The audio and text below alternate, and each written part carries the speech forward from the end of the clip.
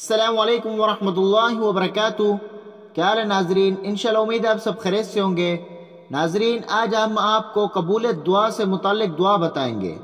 حضرت یونس علیہ السلام کی دعا، لا الہ الا انت سبحانک انی کنت من الظالمین۔ لا الہ الا انت سبحانک انی کنت من الظالمین۔ ترجمہ: تیرے سوا کوئی معبود نہیں، تو ہر عیب سے پاک ہے، بے شک میں قصوروار ہوں۔ اب ناظرین اس کی فضیلت بتائیں گے آپ کو۔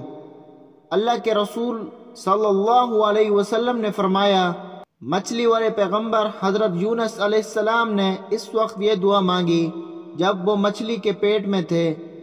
جب بھی کوئی مسلمان شخص ان کلمات کے ساتھ دعا مانگتا ہے، اللہ تعالیٰ اس کی دعا قبول کرتا ہے۔ ٹھیک ہے ناظرین، اب میں آپ لوگوں سے اجازت چاہتا ہوں۔ انشاءاللہ ملتا ہے نئے وظیفے نئی دعا کے ساتھ۔ السلام علیکم ورحمۃ اللہ وبرکاتہ۔